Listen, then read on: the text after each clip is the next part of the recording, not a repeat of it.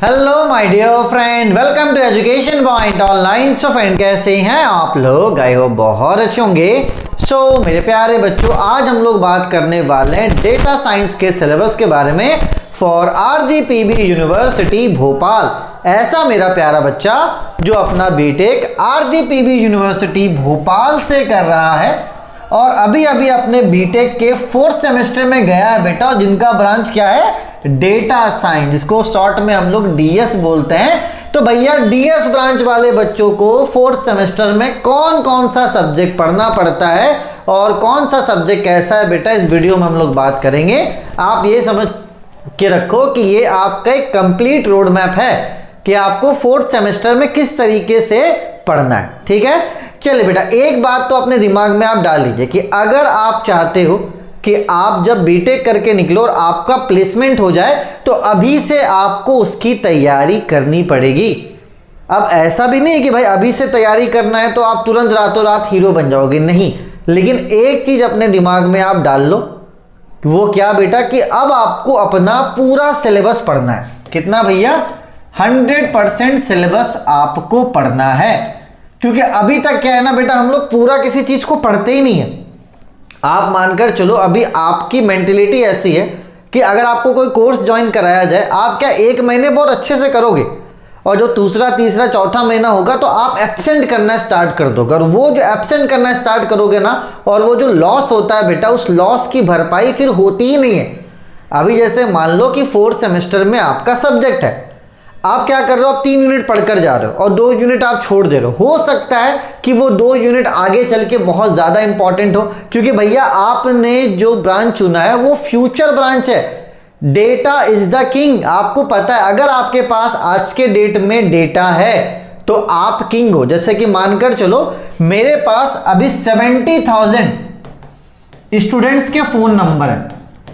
अब अगर ये फ़ोन नंबर मैं किसी ऐसे कोचिंग को दे दूं जो गेट का प्रिपरेशन करवाता हो, तो उसको क्या डेटा मिल जाएगा। तो अगर वो 70,000 को फोन करता है तो जाहिर सी बात है 1,000 बच्चा क्या होगा, ज्वाइन कर लेगा। अभी तक क्या किसी के पास एग्जैक्ट डेटा नहीं होता, कॉलेज के पास भी इतना डेटा अवेलेबल नहीं है जितना मेरे पास अभी इंजीनियरिंग स्टूडेंट का है। तो सोचो अगर इसमें डेटा को सेल कर दूं कि भैया एक एडमिशन पे मुझे कम से कम 10,000 चाहिए, तो कितना कमा लूंगा? किसके बदौलत? डेटा के बदौलत। तो भैया आपने जो ब्रांच चूज किया डेटा, वो मान कर चलो हर जगह काम आएगा। चाहे फुटबॉल की बात हो, क्रिकेट की बात हो, इवन अब क्रिकेटर तक का डेटा को नोट किया जाता है कि कौन से बॉलर को अच्छा खेलता, अगर ये बॉलिंग करा तो उसको भेजो। तो अब बात चलो कि डेटा इज द किंग, और आपने जो ब्रांच चूज किया ना वो किंग ब्रांच है। तो भैया कुछ नहीं करना है, आप एक रूटीन बनाओ बेटा। और मैंने क्या बोला, अभी 4th सेमेस्टर है, छोटा सा सेमेस्टर है, अभी कोई भी आपको बाहरी कोर्स ज्वाइन वगैरह नहीं करना है। बस आप अपने दिमाग में डाल लो कि आपको अपना अब पूरा सिलेबस पढ़कर जाना है। मैं सारे ब्रांच के बच्चों को यही सलाह दे रहा हूं कि पहले पढ़ने का आदत डाल लो। आप अगर पढ़ने का आदत नहीं रहेगा, आप किसी भी कोर्स में इन्वॉल्व हो जाओ, मुझे पता है आप बेईमानी कर लोगे। जहां पर आप बेईमानी करोगे वहां पर फंस जाओगे बेटा। तो ये काम अब आपको नहीं करना है, ठीक है? ज़्यादा मैं बोल ही नहीं रहा हूँ ज़्यादा पढ़ो। आप क्या कीजिए, सिर्फ एक रूटीन बनाइए 3 घंटे का, और इस 3 घंटे के रूटीन को फॉलो कीजिए। ज़्यादा पढ़ने की जरूरत नहीं होती भाई साहब। और जब एग्जाम का टाइम आएगा तो 5 घंटे पढ़ लेना। संडे यहाँ पर ऑफ कर लो, है ना? मंडे से सैटरडे का रूटीन बनाओ और संडे यहाँ पर क्या करो, आप ऑफ कर दो। ठीक है? तो भैया अगर ये अच्छी आदत आप डाल के रखोगे तो मैं इंश्योर करता हूँ कि जब आप पास आउट होगे आपका प्लेसमेंट हो जाएगा। और रहा बात कि आप सिर्फ पास होने के लिए पढ़ना चाहते हो तो पढ़ लो पास होने के लिए। आगे चल के फ्यूचर में प्लेसमेंट नाम का चीज़ नहीं होने वाला, क्योंकि भैया डेटा का काम आर्टिफिशियल इंटेलिजेंस भी बहुत अच्छे से कर रहा है।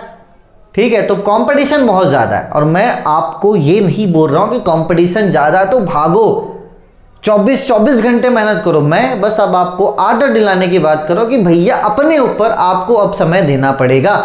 होता क्या, जब एग्ज़ाम का टाइम आएगा सभी लोग शिवानी खरीदेंगे, पास हो जाएंगे, आराम से पढ़ लेंगे। ठीक है, कर लो, वो होना है ना? 90% बच्चे ऐसा ही करते हैं, लेकिन 10% अभी से पढ़ेंगे, अच्छे से पढ़ेंगे।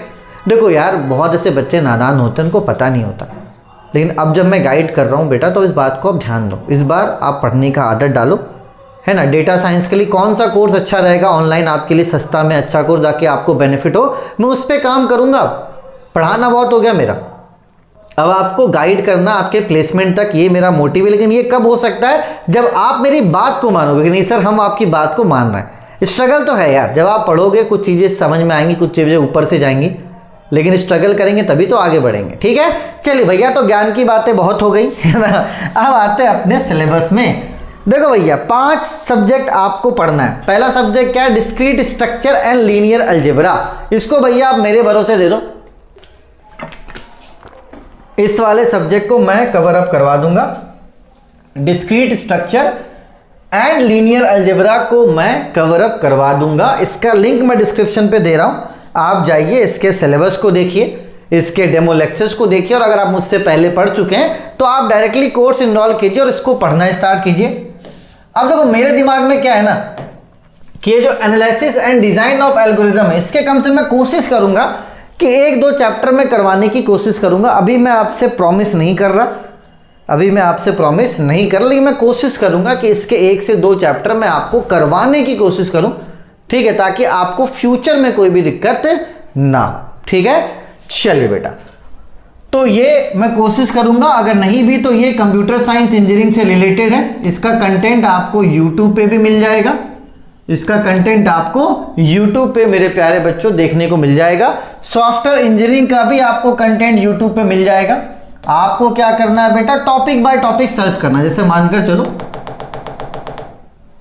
जैसे ये कोई यूनिट है, अब देखो टाइम स्पेस ट्रेड ऑफ क्या है, इसको आप यूट्यूब में सर्च करो, है ना। इसका क्या करो? नोट्स बनाओ, है ना। वेरियस बॉन्ड्स ऑन कॉम्प्लेक्सिटी, इसको सर्च करो यूट्यूब पे, इसका नोट्स बनाओ, चीजों को समझो। इस तरीके से अब आपको करना है, मतलब आप यूट्यूब में सर्च करो, समझो और नोट्स बनाओ।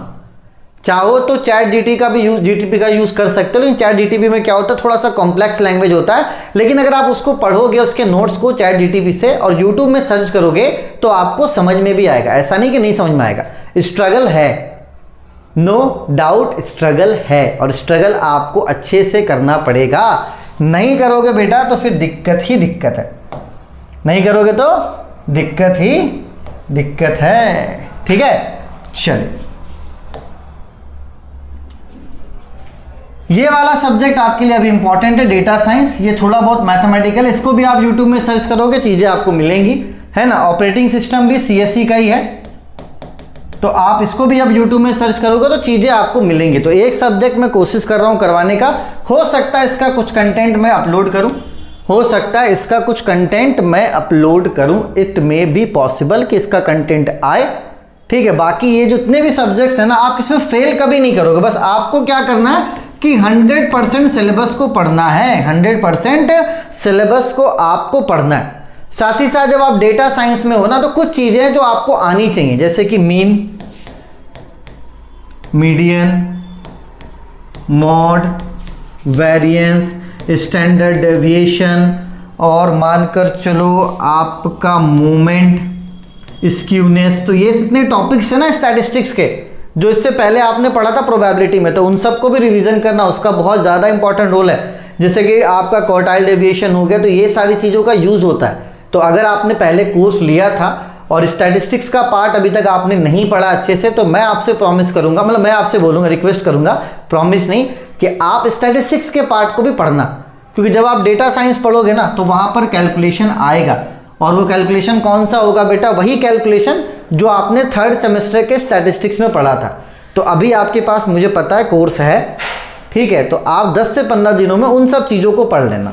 ठीक है, जो मैंने वहाँ पर पढ़ाया था, क्वार्टाइल डेविएशन क्या होता है, स्क्यूनेस क्या होता है, ये सारी चीज़ें आप पढ़ लेना, क्योंकि उसका आगे चल के यूज़ होता है। पता चला, फिर बाद में आपको पता चलेगा, कोर्स जब तक क्या हो जाएगा बेटा, आपका एक्सपायर हो जाएगा। ठीक है, चलिए, तो मैं सिलेबस को यहाँ पे आगे बढ़ा रहा हूँ, आप इसको देख लो, और साथ ही साथ प्रिंट आप जरूर करवा लीजिएगा।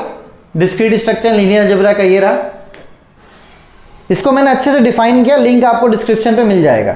ठीक है, और बेटा आप सिलेबस का प्रिंट आउट जरूर निकलवा लेना, और सिलेबस के अकॉर्डिंग पढ़ना। मैं फिर से बोल रहा हूं, वरना आगे चल के बहुत दिक्कत होगा भाई साहब। ठीक है, कुछ भी नहीं छोड़ना, सारी चीजें आपको अच्छे से पढ़नी है।